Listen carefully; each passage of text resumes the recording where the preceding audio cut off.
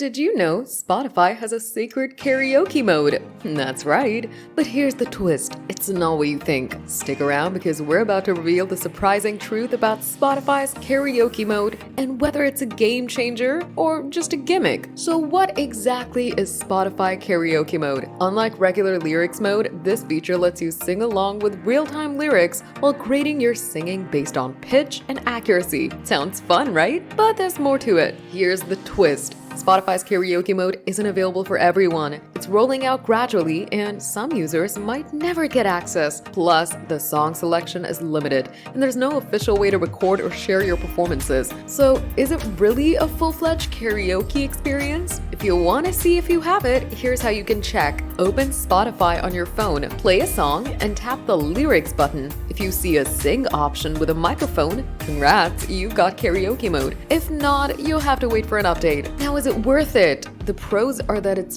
fun, interactive, and it grades your singing, but the cons are of limited availability and you don't have any recording options. So, is Spotify karaoke mode the ultimate sing-along feature? Kinda. It's fun, but it still needs major upgrades. What do you think? Should Spotify improve this feature? Let us know in the comments.